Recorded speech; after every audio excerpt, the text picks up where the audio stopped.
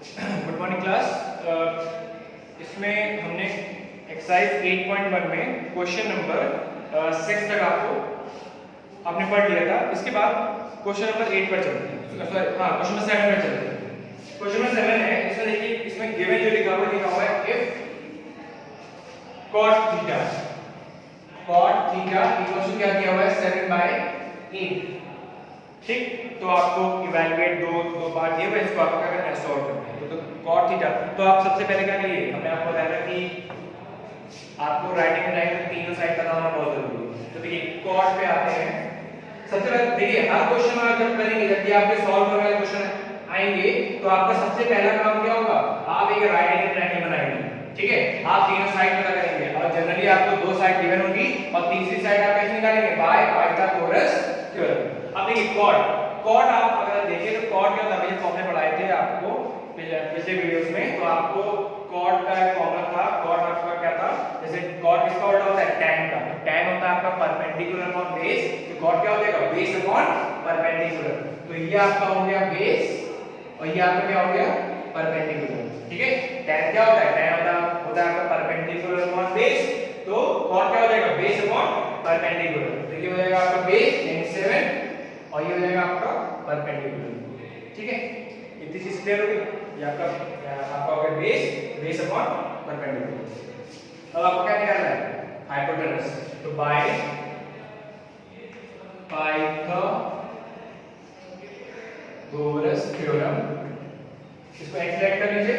तो x का square equal to 8 का स्क्वायर प्लस 7 का स्क्वायर। 8 का स्क्वायर कितना होता है 64, 7 का स्क्वायर कितना होता है 49।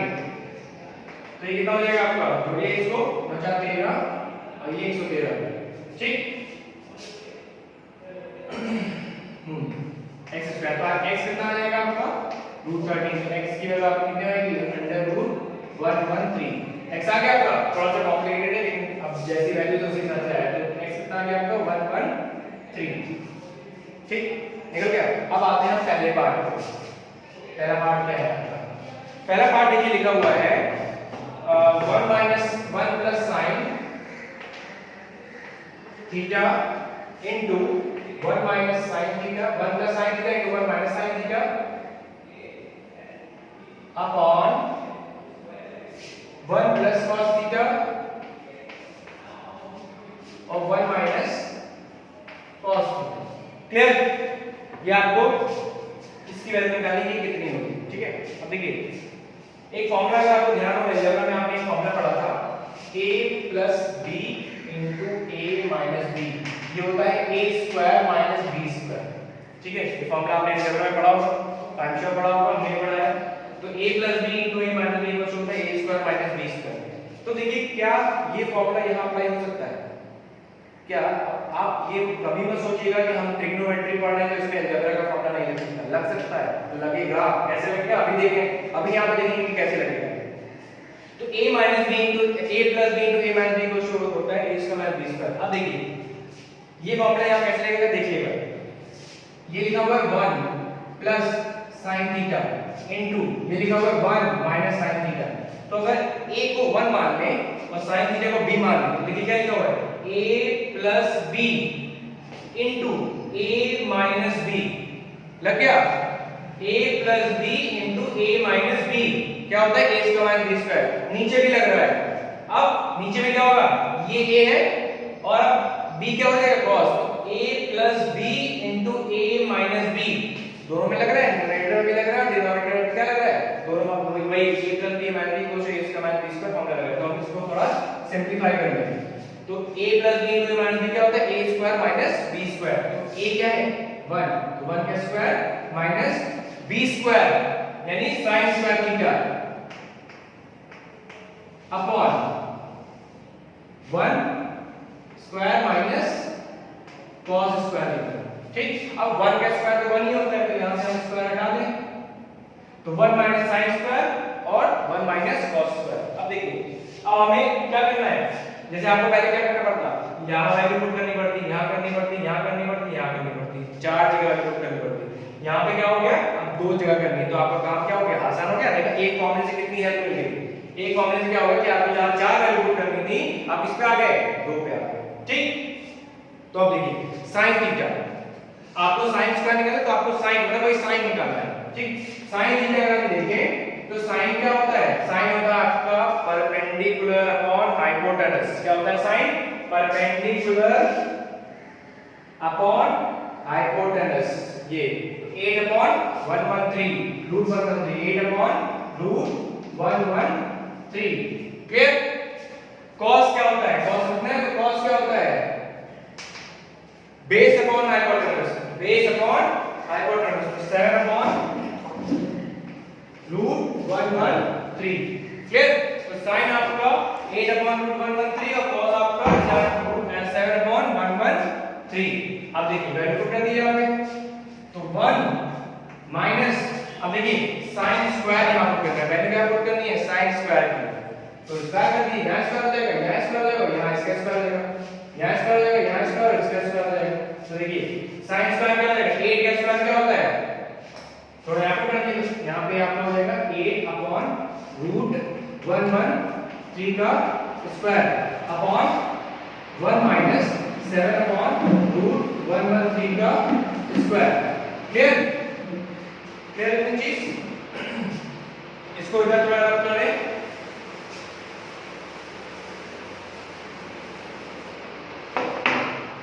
तो सॉल्व करेंगे इसको थोड़ा। 1 माइनस 8 का स्क्वायर कितना हो जाएगा, 64 माइनस रूट 113 का स्क्वायर कितना हो जाएगा, रूट हटेगा तो 113 आ जाएगा अपॉन 1 माइनस यहां कितना हो जाएगा, 7 का स्क्वायर 49 अपॉन रूट 113 का स्क्वायर कितना हो जाएगा, 113 हो जाएगा। ठीक है, अब बस ऐसे ले लीजिए, तो देखिए ऊपर एलसीएम कितना आ जाएगा, 113 और डिनोमिनेटर एलसीएम कितना आ जाएगा, 113 या मल्टीप्लाई होगा 113 हो जाएगा, 113 से 64 तो 113 माइनस 64, उसके बाद 113 और प्लस नहीं माइनस ये तो माइनस 49, 113 कट गया। ठीक है, अब बस माइनस कर लीजिए इसको माइनस कर दिया था तो 113 में से 64 माइनस कर दीजिए तो आपका 30 में से 4 कितना हो गया आपका 9 और 10 में से 6 कितना हो गया आपका 4, 30 में से आपका 4 क्या हो गया आपका 9 और यहाँ का 10 में 4 क्या आपका 10 में से कितना हो गया 4 अपॉन तो ये हो जाएगा आपका 64। तो ये आपका क्या हो गया आंसर, पहले वाले पार्ट का आपका क्या हो गया ये आंसर हो गया। ठीक है, इतना काम करना है। ठीक है, थोड़ा सा लेंथी है लेकिन स्टेप वाइज है, सब कुछ स्टेप वाइज है। अगर आप स्टेप वाइज सब कुछ करते रहे तो ये बहुत ही आसान पड़ेगा। लेकिन इसके लिए हमने आपको जो बताया फ्रॉम द स्टार्टिंग कि फॉर्मूले इज मस्ट, फॉर्मूले याद करने जरूरी है क्योंकि ये जो चैप्टर अभी हम पढ़ रहे हैं ये आपने अपनी जिंदगी में पुरानी जिंदगी में कभी नहीं पढ़ा। ठीक, नई चीज है एकदम आपके लिए और जो नई चीज होती है उसको बारीकी से जानना बहुत जरूरी होता है क्योंकि इससे पहले आपने जो चैप्टर पढ़े हैं वो आपने पिछले कहीं ना कहीं क्लासेस में कहीं ना कहीं पढ़े, जैसे ट्रायंगल, क्वाड्रिलेटरल, लाइंस, एंगल्स, इनके बारे में आपने कभी ना कभी पढ़ा है पिछली क्लास में, लेकिन ट्रिग्नोमेट्री के बारे में आपने इससे पहले कभी नहीं पढ़ा। ठीक, तो जो नई चीज होती है उसकी बारीकियां जानना बहुत जरूरी होता है और बारीकियां यहाँ पे उसके फॉर्मूलेज एंड रिलेशंस है। अगर आप इसको नहीं पढ़ा ध्यान से तो आपको ये कैलकुलेशन करने में जो अभी आसान दिख रही है लेकिन आप खुद हाथ चलाएंगे तो बहुत ज़्यादा टफ होगी। ठीक, इतना आप खुद का दिमाग ज़्यादा लगेगा। ठीक है, तो ये आपका पहला पार्ट है। ठीक है, इसी का दूसरा पार्ट है, आसान है, ज़्यादा टफ नहीं है। दूसरा पार्ट है उसको निकालना है पहले उसकी कॉट स्क्वायर थीटा। यहाँ पर दूसरा पार्ट है कॉट स्क्वायर थीटा। अब इसका स्क्वायर करना है, ये कॉट थीटा का आपको 7.8 दे रहे हैं, ये तो क्वेश्चन बहुत ही आसान है। कॉट इसका रीजन निकालना है, कॉट थीटा आपको गिवन है। ठीक, तो इसी का क्या करिए स्क्वायर कर दीजिए, ये आपका सेकंड हो जाएगा, ये का स्क्वायर है इसका पूरा स्क्वायर हो जाएगा। तो ये हो जाएगा आपका कॉट स्क्वायर थीटा, ये हो जाएगा आपका 49, ये हो जाएगा आपका 64। तो ये आपका आंसर है। क्लियर? तो ये आपका क्वेश्चन नंबर 8 जो है, सॉरी क्वेश्चन नंबर 7 जो है वो कंप्लीट हो गया। इसके बाद क्वेश्चन नंबर 8 जो है वो बिल्कुल क्वेश्चन नंबर 3 की तरह है, जहाँ पे आपको वैल्यू निकालनी थी वहाँ आपको प्रूव करना है, ठीक है। तो इसको आप प्रूव करिएगा, नहीं आएगा तो बताइएगा हमें, तो उसको बताएंगे, फिलहाल करिएगा बिल्कुल इसी तरह है क्वेश्चन नंबर आपके 7 की तरह। क्वेश्चन नंबर 9 पर चलते हैं। लिखा हुआ है in triangle ABC right angle at B if tan equals to 1/√3 then find the value of this, ठीक है। ये क्वेश्चन करिए।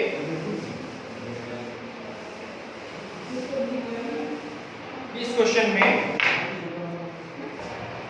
तो इसमें हम क्वेश्चन नंबर 9 पर चलते हैं, ठीक है। क्वेश्चन 9 अगर आप पढ़ेंगे अपने बुक में, लिखा है in triangle ABC right angle at B, right angle कहां पर है? B पर है, ठीक है। tan A equals to 1/√3 find the value of first part का आपको दिया, ठीक है। तो देखिए tan आप जानते हैं क्या होता है? आपका परपेंडिकुलर अपॉन बेस, तो ये परपेंडिकुलर हो गया और ये बेस हो गया। तो देखिए यहाँ पे क्या है, कौन सा एंगल दे रखा है? A दे रखा है, A दे रखा है, तो A यहाँ पे लिख लीजिए, ठीक है। तो इस A के हिसाब से ये परपेंडिकुलर होगा, ठीक। और ये परपेंडिकुलर अपॉन ये कितना देगा? बेस, तो ये √3 हो जाएगा, क्लियर? समझ आ रहा है? परपेंडिकुलर अपॉन बेस, ये के सामने का ये परपेंडिकुलर, ये क्या हो गया? बेस हो गया। अब ये निकालना है आपको, तो by Pythagoras theorem, by Pythagoras theorem, AC square is equal to BC square और प्लस AB स्क्वायर, ठीक। AC स्क्वायर आपको निकालना है, AC स्क्वायर आपको ये निकालना है, BC स्क्वायर कितना है? B का स्क्वायर 1 का स्क्वायर, BC यानी 1 का स्क्वायर 1 और प्लस AB स्क्वायर यानी √3 का स्क्वायर, ठीक। 1 प्लस √3 यानी 3, तो AC स्क्वायर आपका कितना हो गया? 4, यहाँ से AC कितना आ गया आपका? 2, ये आपका कितना आ जाएगा? 2 आ जाएगा, क्लियर? अब हमें तीनों साइड पता चल गई। अब पहले पार्ट पे आते हैं। पहला पार्ट देखिए क्या है, लिखा है sin A into cos C plus cos A into sin C, sin A into cos C plus cos A into sin C, इसकी वैल्यू बतानी है। तो देखिए एंगल बता दीजिए पहले sin क्या होता है आपका? Perpendicular upon hypotenuse. sin क्या होता है आपका? Perpendicular upon hypotenuse. और क्या है? A है, A ये हो गया, तो परपेंडिकुलर ये और हाइपोटेनस ये, तो 1/2 इनटू cos C। अब C बनाइए, C ये है, C के लिए ये परपेंडिकुलर हो गया और ये बेस हो गया, C के लिए ये परपेंडिकुलर हो गया और ये बेस हो गया। तो cos क्या होता है आपका? बेस अपॉन हाइपोटेनस, तो बेस अपॉन हाइपोटेनस, तो 1/2 प्लस cos A, फिर A पर आइए, A के लिए ये परपेंडिकुलर ये बेस, तो cos क्या होता है आपका? बेस अपॉन हाइपोटेनस, तो बेस अपॉन हाइपोटेनस, तो √3/2 इनटू sin C, फिर sin पर जाइए, यहाँ पे sin पर आ गए, ठीक। sin पर आ गए, sin के लिए ये परपेंडिकुलर और ये बेस, तो sin क्या होगा आपका? sin क्या होगा आपका? परपेंडिकुलर अपॉन हाइपोटेनस, तो परपेंडिकुलर अपॉन सॉरी C के लिए ये परपेंडिकुलर, तो परपेंडिकुलर अपॉन हाइपोटेनस, तो √3/2, क्लियर? 1/2 into 1/2 कितना हो जाएगा? 1/4 प्लस √3/2 कितना हो जाएगा? √3 into √3 हो गया 3 और 2 into कितना हो गया? 4, 1/4 प्लस 3 का 4 कितना हो गया? 1। आंसर, ये आपका आंसर हो गया, ठीक, क्लियर? तो ये आपका क्वेश्चन नंबर 9 था, इसको एक बार देख लीजिए, क्लियर? इसके बाद क्वेश्चन नंबर 10 पर चलते हैं। In triangle PQR right angle at Q,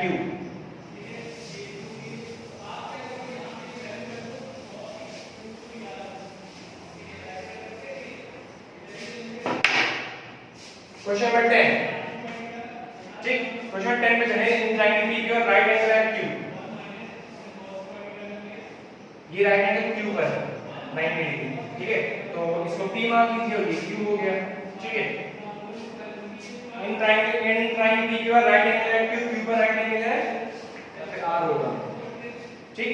PR plus QR equals to 25, given आपको दिया हुआ है PR plus QR कितना है 25 है और PQ 5 है। PQ कितना है 5 centimetre.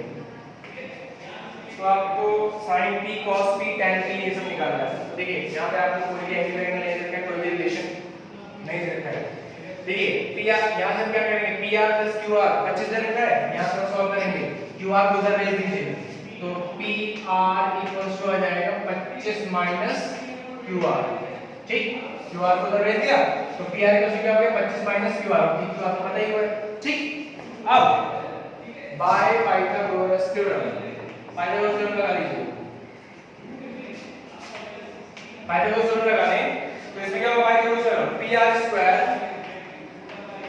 equals to PQ square plus QR square। PQ square plus QR square। PR square देखिए PR की वैल्यू कितनी है ये 25 माइनस QR 25 माइनस QR का square equals to PQ square। PQ square आपको पता है PQ हाँ पता है ये PQ and 5 का स्क्वायर और QR आपको क्या है पता है नहीं पता है तो QR को QR ही रहने दीजिए QR स्क्वायर। अब देखिए a माइनस b का होल स्क्वायर इसका a माइनस b का whole square a square plus b square minus 2ab a square यानी 25 का स्क्वायर यानी प्लस b स्क्वायर यानी qr square minus 2ab 2 into 25 into qr यानी 50 qr ये 50 और ये qr 50 into qr equals to 5 का स्क्वायर कितना हो गया 25 प्लस qr स्क्वायर। ठीक, ये qr स्क्वायर और ये qr स्क्वायर क्या होगा कट जाएगा। ठीक है, 25 का स्क्वायर कितना होता है 625 माइनस 50 qr और 25 तो ये है ही है। ठीक है, ये 50 qr देखिए नेगेटिव है इसको उधर भेज दीजिए और ये 25 क्या है पॉजिटिव है इसको उधर भेज दीजिए तो यहां से क्या होगा 625 माइनस 25 इक्वल टू क्या हो जाएगा 50 qr। 625 के 25 क्या कितना बचेगा 600 और ये हो जाएगा 25 सॉरी 50 qr तो यहां से qr कितना आ जाएगा 600 अपॉन 50 एक जीरो से एक जीरो क्या हो गया कितना हो गया 12 5 60 5 लाख 60 तो qr कितना हो गया आपका 12 सेंटीमीटर। qr निकल गया। ठीक, qr कितना आ गया आपका 12। ठीक, और pu कितना था 5 ये 5 था pr कितना आ जाएगा 25 में से 12 घटाइए कितना आएगा 13। तीनों साइड आपको पता चल गई तीनों साइड पता चल गई। अब मेन क्वेश्चन पे आते हैं इसको यहां से रख कर दे रहे हैं।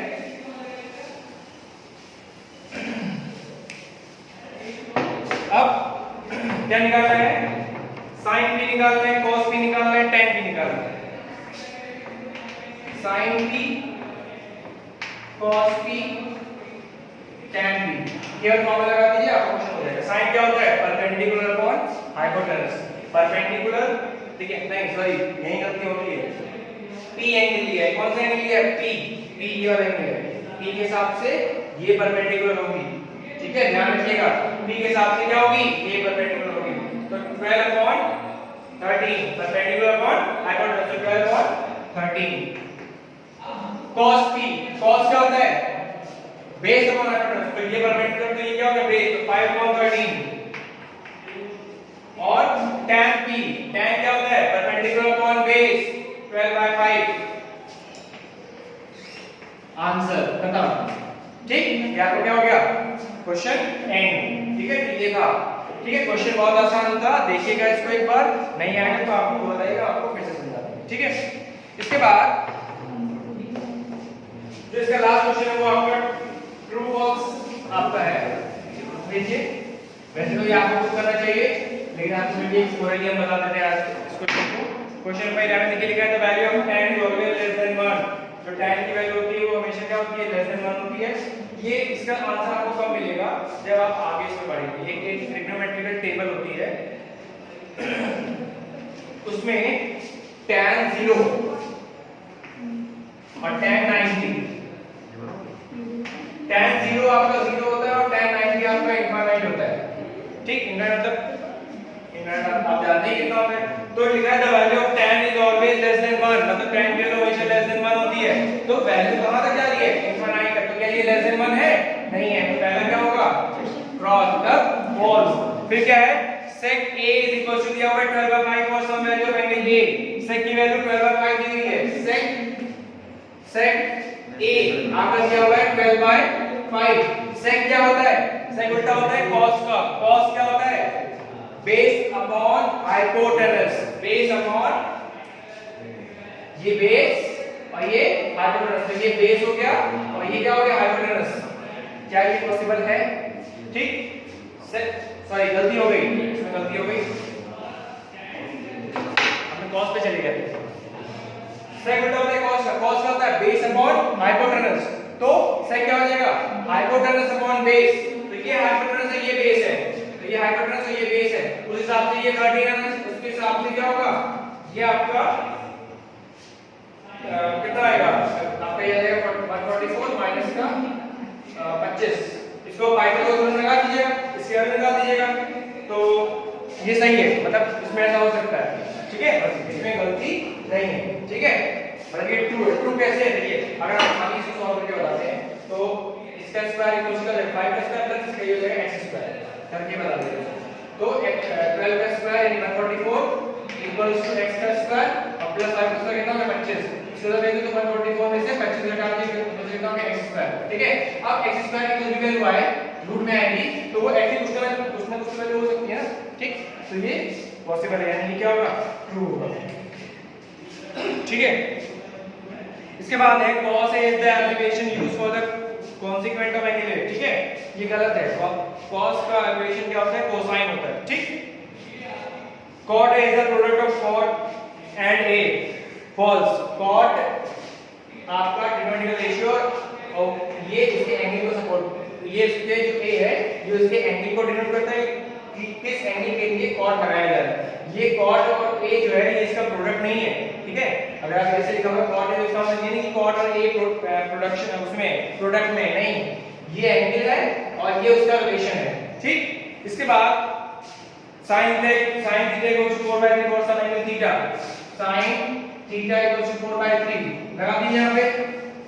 sin क्या होता है, परपेंडिकुलर अपॉन हाइपोटेनस, ये परपेंडिकुलर तो ये हाइपोटेनस हो गया। क्या ये पॉसिबल है, नहीं। क्यों नहीं, क्योंकि आप जानते हैं राइट एंगल ट्रायंगल में सबसे बड़ी साइड कौन सी होती है, हाइपोटेनस होती है, और हाइपोटेनस यहाँ पे क्या है, छोटी है, इसलिए ये पॉसिबल नहीं है, ठीक है।